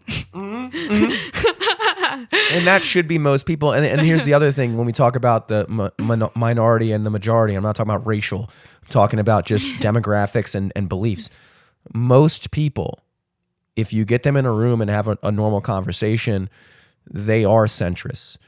All you hear on the internet are the voices of the very vocal minority amplified because that's what gets them the most traffic. So people in 2016... And the most human trafficking is Epstein and all that shit is like both sides were on those flight logs, motherfuckers. Exactly. I might be a wicked witch of the West, but I'm not a wicked politician of the West. Exactly. No, you're absolutely We're only right. flying monkeys. We're not flying child sex slaves. Both sides are fucking corrupt. And, you know what I mean? Yeah, and they're siphoning off of our energy, and I truly believe it. Again, this goes back to the crazy shit that I was saying last time. But again, even if you don't necessarily believe that dark entities and forces exist, these people are using occult symbolism in order to give themselves power. And that's why I try to use some of the stuff that I've learned that's worked for me, the symbolism, to try to help the average, everyday, the blue-collar warlock. Yeah. To manifest for themselves. Yeah. And I was talking to my girlfriend recently about just, I myself was shocked in 2016 when Trump won. And I was shocked because not only am I in the arts circle in Baltimore of comedians and musicians and things like that, which is generally going to be a liberal-leaning, left-leaning group of people, I'm not a fucking T. Rowe Price, banker Fed Hill guy. I'm a fucking guy who plays music, and I have a podcast where I deal with a lot of comedians. So most of the people I know in my daily life tend to be liberal, and so my bubble is generally left-leaning. But also,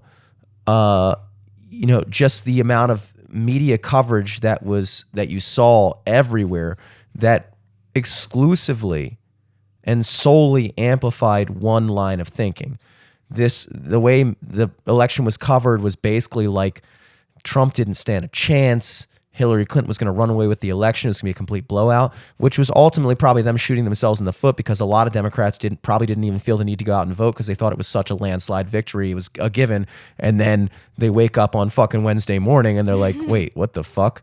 We lost. And then even conservatives were fucking stunned. Myself, I was stunned that he won because all I had seen up to that point was the media acting like he had no chance, acting like it was the biggest upset in fucking history, when in reality, think about this. Donald Trump in 2020 received more votes for president than any other presidential candidate in history, surpassed by one other person, and that was Joe Biden in the same election. So both Joe Biden and Donald Trump received more votes than any other person who's ever run for president ever. That includes Barack Obama in 2008 and 2012. Donald Trump in 2020 received more votes than Barack Obama did in 2008 or 2016. So how then can you act like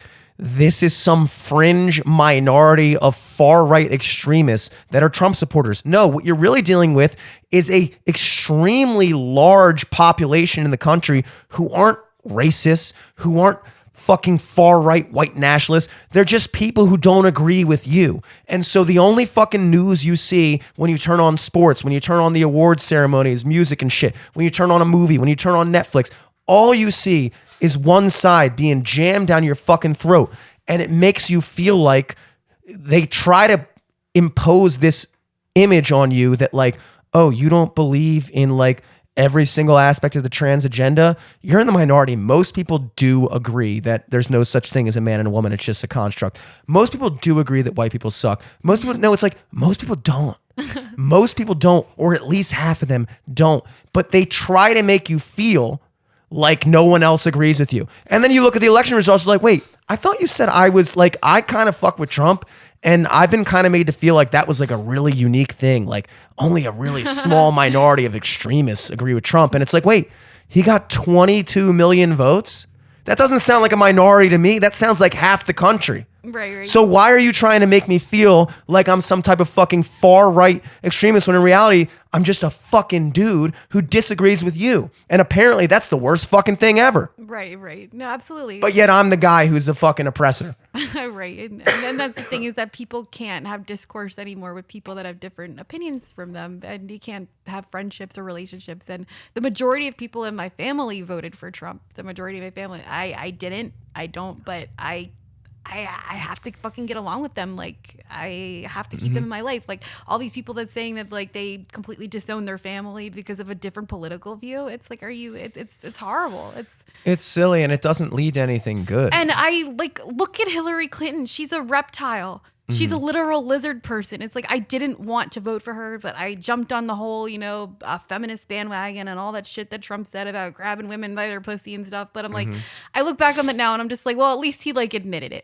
Yeah. It's like the majority of elite people in power think the same thing. At least he fucking absolutely admitted it. And all that shit that came out about Biden touching kids and stuff. Like I watched the videos of him creeping on people, and I mean he's basically the shambling corpse of like a Walmart greeter. And like that one song by Bo Burnham, like I can't believe you made me vote for Joe Biden. Like I didn't vote at all in the last election because I was like I just gave birth, but yeah. Well, that's kind of the point. Is like when you talk to most people that voted for Biden, I've rarely talked to anyone who's like, I love Joe Biden. I think he's the perfect candidate.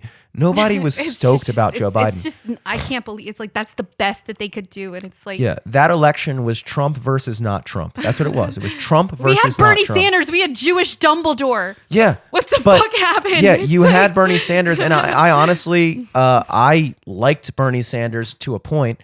Actually, my dad calls him a Bolshevik, but I don't know. Well, look, Bernie Sanders is the guy who got me into politics. He was the first person that I really liked and I followed. And then after I like got into politics and started like actually like looking into things for myself, I realized that I just disagreed with his ideology. And so then I was just like, okay, well, I think he's a genuine guy. I think that he believes what he's saying, unlike a lot of people, Hillary Clinton, Joe Biden, whatever. I think Bernie Sanders actually believes what he's saying. I think he's genuine. I just think he's wrong. And that doesn't mean that I hate Bernie Sanders. I respect him in that light that he's a genuine guy. I didn't respect the fact that he completely bent over and let the Democratic Party shaft him in the primaries twice in a row. I thought that was bullshit. Do you think that they had like a shit over blackmail on him or anything? Or I don't think it was blackmail. I just think he's a pussy. I just think that he was honestly, obviously the person who was really generating grassroots support and grassroots enthusiasm throughout the left wing, and all these kids were like super energized and Bernie bros and everybody was into him, including myself, before I realized that I don't agree with him. Like he was just a genuinely good candidate and a good representative of that way of thinking. And the Democratic establishment said, no, Hillary's the fucking candidate. Nobody likes her, but she's the person that we're going to push. We're going to do everything in our power to fuck you over. And they did, and they succeeded. And then instead of him coming out like he should have and said, look, clearly I was the person who mobilized the base. Clearly I was the person that everyone was energized about. And you guys exercise your political party power to fucking push me out of the running so that you could install this bullshit fucking establishment puppet instead to run. And instead of him saying that, he said, well, after all the shit he said about Hillary Clinton in the primaries, about how she was corrupt and this, that, completely after the fact, just went back on his thing and just said, well, we need to support her. It's like, no, dude, you know what? I respect people who fucking stand by what they say. And I don't care what you want to say about Trump. I do not see in any instance with fucking Trump saying all that shit. And then once it's benefit for him to be like, well, actually, he's actually, all that shit I said before was a lie. He's actually a great person. No, he will go down fighting, even if it's fucking the most retarded thing you ever heard. He will go down he will die on a hill. He will die on a motherfucking hill. Bernie would not die on a hill, which is why I lost respect for him. But, it's just, like I said, I liked Bernie. But I like AOC because she's hot and she used to be a bartender, and that's about all I know about her. And she posts funny memes. But she's she's obviously a fucking corporate puppet clown too. They just took a You chick. think so? Like, absolutely. Really? Like, it's 100%. Like, the one thing that I just sort of respected just about her origin story, and I know that it's just that it seemed like it was relevant to the original founding fathers, where she didn't come from a lot, like where she had, a working class kind of job and everything. Like, she didn't come from an elite background. And I think that that's something that the founding fathers like originally wanted for people like leading this country. But she's come from more normal lives. She's an actor. And the thing is, like, look, no, she is. And what I mean by that is most politicians are actors. Basically, politicians are just people that weren't good enough to be in movies. So instead, they're in your fucking Congress. They're actors. They say lines. She is, like you said, the perfect backstory. Like, remember when you watch American Idol? And then they even made a movie about, I forgot what it was called, but it was like a parody of that thing in the 2000s where they had this same type of thing, like a singing contest show. But instead of people just sitting there going like, wow, you are the most talented, best singer, it very quickly just gravitated to like, who has the best backstory. And so it became kind of a parody of itself, where it was like every fucking episode was about like their upbringing and their thing. And it was like, so then everyone like that show The Voice, it's coincidental because it's never about their voice. It's always the fucking hottest people. Yeah, it's the hottest people. So what they were really trying to decide is not who's the best singer. They're trying to decide who's the most marketable person. Hey guys, I have a tragic fucking backstory. I'm trying to make it a comedy. Why don't you fucking because you don't milk fit that. You don't fit the part, and that's the reality. So AOC, I'm not taking this away from her. She absolutely fits the part. She fits the part of a young, spunky, attractive, pretty, smart enough chick that is really good at fucking speaking publicly and saying things that can get people on board. But I don't know her whole backstory, how she wound up in politics, but I do know the Democratic Party and both parties are actively looking to develop people that they think are appealing, possibilities, potential people to do that. And I think that she was the perfect candidate. They were like, we could use somebody like her to fucking push this narrative because she's really good at it. But I don't believe that she is this, voice of the people the way that that people think she is. I think she's just I think she's a good politician. I don't think I think she's genuine too, I guess. I think that she probably does really believe everything she's saying. But I mean, I don't know. Maybe it's just a personal thing. I don't agree with her.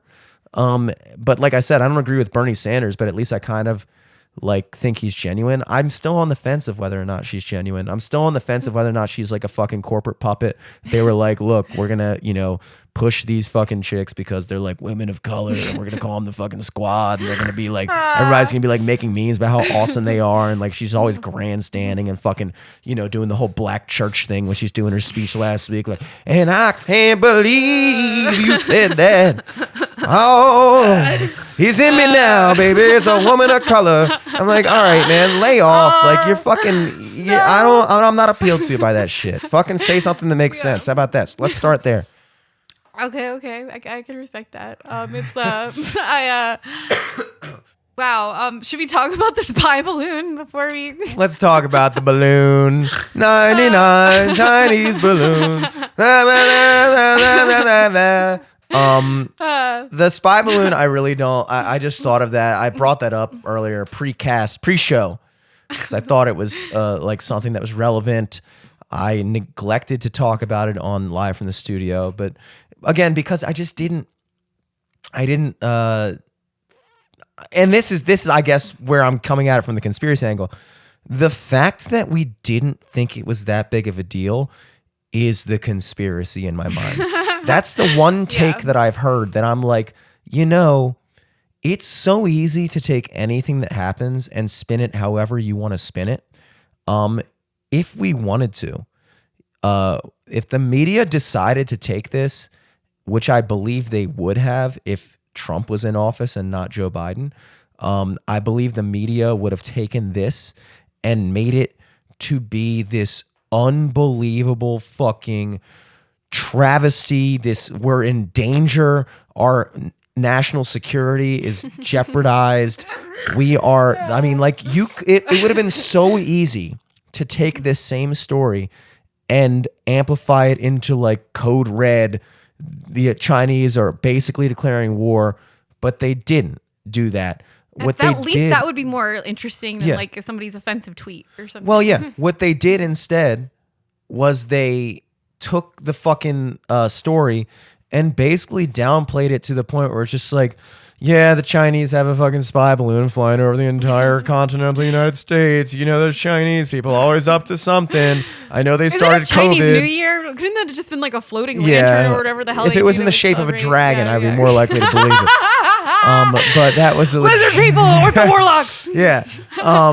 They just like it could very well be. Look, here's what I think people don't get right now. We very well could be on the verge of World War III. And this is not me trying to sound, alarmist or anything like that. I'm just saying, what do you think started World War I? How do you think World War II started? Do you think one day everything was chill and then the next day people woke up and they were just all at war? Is that how you think it happened? Or do you not understand that these conflicts escalate over time? It's like being in a bar fight. You're at a bar, some guy's looking at you sideways. Maybe you notice him looking at you sideways for a bit and you're like, whatever, but you just got there. I once caused a bar fight. I've never been in one because I made a joke about Israel and then two people fought in the middle just over you Franz Israel. Ferdinand them, dude. You just got them to fight for you. Yeah. I've never been in a bar fight myself, technically, but I've worked in bars and do work in bars. And so I've seen my fair share of them. And generally, you have like a group, you have one guy looks at the other guy sideways, blah, blah, blah. And they were only a couple beers deep. Nobody's going to really do anything. And then over the course of maybe 3 beers in, you kind of just like, maybe you pass him on the way to the bathroom and you maybe shoulder bump him a little bit or like, what the fuck are you looking at? And he's like, what the fuck are you looking at? And then now there's tension. Now That's it's some WAP shit. Yeah. Oh, this is Guinea fucking shit. Dago. Fucking Guido, Jersey shit. It's Towson University shit. So then that happens, and then you get a couple more beers, maybe a shot, and now all of a sudden you're like, well, what the fuck are you looking at? And then you start chirping, blah, blah, blah. Eventually, by the end of the night, those two guys are fighting outside. They didn't just, sometimes this happens. If two guys are drunk enough, maybe they can just immediately start fighting after other. But usually these things kind of escalate. So with war and stuff like that, it usually starts as like one transgression, and then the other country does something the other country doesn't like. They're like, hey, well, fuck you. How about we do this? And then eventually, if it doesn't stop, if there's no pause, if there's no effort to make peace, it just keeps escalating and escalating until all of a sudden, oh my God, we're at war. And so I'm looking at our situation right now. Our situation with Putin is not getting any better. Our situation with China is not getting any better. People forget China fucked up the whole world. All right. I like Chinese people. I don't like the country of China. I don't like their government. And they fucked up the whole fucking world and no one's holding them accountable. All right. We instead have this bullshit narrative like somebody ate a cup of bat soup. They fucked up through COVID. You mean? Yeah. Instead of the fucking Wuhan coronavirus lab that was across the street from the bat market. Like, we're supposed to believe this stupid bullshit, and the reason why we're supposed to believe that is because the U.S. government was also funding that research. So anything that would fucking, lead to the culpability of the Chinese government would ultimately come back on us. So we can't have that because then Big Pharma will be held to the table. So instead, we have to. Do you think it's like that at South Park, like the Japanese, where the Chinese just go in with the American politicians and it's like, oh, your penis so big. I didn't know. God damn it, Jimmy, you made me do an offensive Chinese accent. It's all right. It's all right. Everyone knows the rules of accents. You can do any accent as long as they're white. I can do British accents. I can do Italian accents. I can do Irish accents. But the second I do a fucking Chinese accent, it's all over. It's game over. It's fucking bullshit, and that's. I'm a weeb. I love Asian people. I watch hentai. I support Asia. It's racist that you think people can't, that any accent that isn't white is offensive. If I did a Russian accent right now, nobody would care. But all of a sudden, if I do a Chinese accent, I'm racist? No, you're racist for thinking their accent is so terrible that nobody can even do an impression. And Chinese Americans are fucking killing it. Like Chinese American people, you have like way more privilege than like my fucking ass on disability ever will. Yeah, and like, Chinese people fucking killed it at killing Americans. Yeah. So that's good. You know, Chinese government. And killing American industry. And American industry, American lives, and Chinese lives. So those that fucking government, we're not getting any better with them. We're certainly not getting any closer to peace with Putin. So we very much are. I hope this doesn't affect our numbers in China. Yeah, I'm sure. Yeah, big fucking fans in China. We very much are possibly on the verge of a war, and these little things that seem minor at the time could very well be stepping stones towards a bigger conflict. So it's just weird that this happened. It's weird that the thing was allowed to float literally across the entire country before being it floated like through Alaska into Montana, and there's also been reports of UFOs in Alaska that I was reading about this through fucking South Carolina. So picture a map right now from Alaska to Montana. A minor attracted person. No. Yeah, think of a minor attracted person right now. And then off the coast of South Carolina, we shot it. So it floated through all Chicago, fucking Tennessee. You know what the thing is? Nobody looks up at the sky anymore because we're all just doing this. It's like nobody would even fucking notice. Sometimes I forget the moon is there. Yeah. Sometimes I'll look up in the sky and I realize that if there's no moon, I'm like, when's the last time I saw the moon? Am I Mandela affected by the moon? Even when I don't see it, I feel it. So the spy balloon thing is just, I don't know if it's necessarily a conspiracy. I think the obvious thing is, spoiler alert, the Chinese government is probably lying. They're probably lying about so is the American government. And so is the American government. Because it's the New World Order, media. So you actually have no fucking idea what's going on, but they're not raising any alarms about it, so you're not alarmed. But I'm saying maybe we should be. Right. Yeah. Maybe we should be alarmed. Maybe we're on the verge of something that is much bigger than we could have ever imagined. Just like, hey guys, remember March 14th, 2020, before they shut down the entire world from COVID, and everyone was sitting there going like, dude, yeah, this COVID thing. Like, remember the lead up to COVID where I was like, yeah, apparently there's this new thing, but nobody really took it seriously. I remember taking a picture of a box of Corona beers and drawing a bat on it and saying like coronavirus. You manifested it. And so it was a joke. COVID was a joke. It was just something that we were aware of, that we gradually became more aware of. And then all of a sudden we woke up one morning and it wasn't a fucking joke. I found out I was pregnant with my first son the day that masks became mandated in Maryland. I found out it was really heavy. It was. I thought I had COVID. I thought that's why I was. That's got to be scary. I'll give you that. The nurses were laughing. I was like, what? Because nobody took it seriously. See, things aren't serious until they are. And that's the reality of the world. So don't take it lightly when you just start noticing minor little escalations to stuff, because if we've learned anything in recent history, it's that something that doesn't necessarily seem like a big deal could ultimately become the biggest deal you've ever fucking seen, because COVID is definitely one of, if not the biggest deal that any of us have experienced in our lives. And it started out as a joke. And so all the shit we're joking about, the Chinese spy balloon, we're joking about not joking about it, but we're just kind of like half-heartedly just discussing the thing going on in Ukraine as if it's just like something. It's like, look, it's very possible that we're on the verge of something, and that's not a conspiracy. And if you think that's a conspiracy, you're wrong. It's not a conspiracy to think logically. I'm not saying it's definitely going to happen, but the fact that you're saying it's definitely not going to happen makes you the conspiracy theorist. Pluto is entering Aquarius, and it's the first time in hundreds of years since the fucking American Revolution. I have to dig up more actual like paperwork about that, but really? And I know astrology, whatever, but politicians, government, kings, queens, war strategics, utilize astrology for like thousands of years in order to like make moves in like conquering the fucking world. They consulted like astrologists. So I have to like pull up more info about that. I certainly hope Putin isn't an astrology chick.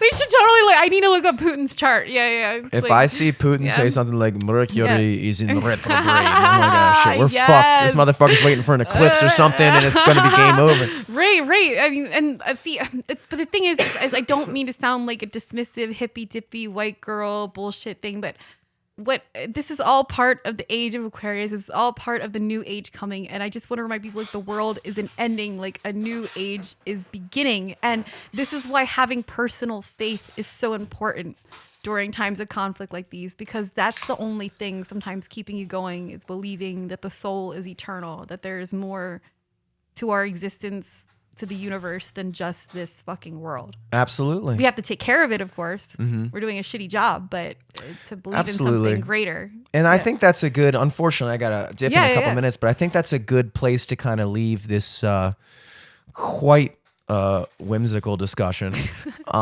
Yeah. But it's the idea that it's like I always said. That's going to be my pronouns, whimsical. I'm a whim. I'm a whim. I like that. It sounds good, and it sounds like it could be woke, or it sounds like it could be a derogatory racial slur. I like that it could be either. Yes. It could be either, you fucking whim. I like that. I think, but what the fuck was I going to say? Holy shit. I totally forgot. I'm just going to pull one card just to see if I'm going to get canceled or not Oh, from doing please this do. podcast. So I'm going to try to make it a tradition just to pull a card each episode. Okay. Am I going, well, not that I have anything to be canceled from. What is this podcast going to manifest? This particular one? Oh, Jesus. For me, for us in general. Let's see. Fuck yeah, alchemy choices. Love it. That's awesome. Okay, yeah. I mean, we're breaking glass ceilings. Fuck yeah. I mean, yeah, alchemy is the conjoining of opposite forces, which I believe we have opposite ideologies, but it goes back to the same Do you? root. You think we have opposite ideologies? I mean, I am definitely more of a socialist still than you are. And I don't, but I believe I'm coming into, I have a libertarian sense of humor. Yeah. And a socialist, actually, like, political view. Yeah. But yeah, and again, you're definitely more of a logical and scientifically minded person than I am. I cannot grasp the kind of, like, I just can't. But it's like the combining, and yeah, you're a musician, I'm a comic. It's opposite, like, forces sort of combining together to create some kind of, like, alchemical work. And might be chemically imbalanced. That's one of my favorite puns. But that's what my struggle always was doing something by myself, was like, you need to have a sort of, not opposing force, but a different, Yeah, something to play off of. Yeah, you need a backboard for your rim. You know? Yeah. And again, I'm probably going to become more of a fucking edgelord as this goes on, and become more open about this stuff. But yeah. In the words of many great people, you just kind of got to not care. You just kind of got to not care. You kind of just got to fucking say what you think. Right. Once your trans friends stop saying that you have to do better when I'm clearly not doing well, and then once people in the black side of my friends start saying that I'm like a dick sucking crack whore for Satan, it's like, yeah, I'm really at the point where it's just like, fuck what anybody else has to say or think. Yeah, it's like I've literally lost like everyone. So yeah, what have I got to lose? What have I got to be canceled from? Exactly. It's just like, yeah. As much as we've preached about believing in something more than yourself, I think that paradoxically, so much of strength comes from trusting yourself in your own vision, as long as it's founded in something higher than yourself. Yes. I think that's the most powerful thing, and I think that's why, that we talked about COVID and stuff like that, and like it's such like a cringy fucking like meme-y thing to be like, yeah, the pandemic and like everything stopped during the pandemic. Only if you're a simp. Only if you're a simp, all right? If you, like in the words of P. Diddy, if COVID didn't bring out the hustle in you, you ain't got it. Yes. And I believe that. Look, just because the world stops around you doesn't mean you got to stop too. And if that makes you stop, or if you took that as an excuse to fucking slow down and just fucking whatever, everybody obviously took that as a chance to evaluate. Some people didn't have a choice, like myself. When I lost all my fucking work, it definitely forced me to reevaluate and kind of like recenter myself into what I'm doing. I'm not saying that. I'm not saying you just maintain the course, but you don't stop going. If you stop going, you think about that. So like, you can't let everything going on around you stop you from doing what you want to do. And I know this seems to contradict everything we said earlier, but and I don't know how to convince you that it doesn't. All I can say is that as long as you aspire to something bigger than yourself, then paradoxically, you don't give a fuck what anybody thinks. Yeah. That's actually kind of beautiful. See, that's the point of having a higher power. Absolutely, yeah. And not just in the weed bowl, but yeah. This isn't weed, it's herb. Sorry, I'm still under the protective order. Yeah. But yeah, thank you, Jimmy. This has been awesome. I think Truly this is fun. really, this definitely was the most info-warlocky episode yet. And, If given too much leeway, I can really get us out. fuck yeah. I can really get that fucking weird. Hell yeah. No, it was awesome. But yeah, thank you guys. And remember, the only thing we're not going to order on DoorDash is a new fucking world. Woo! InfoWarlocks.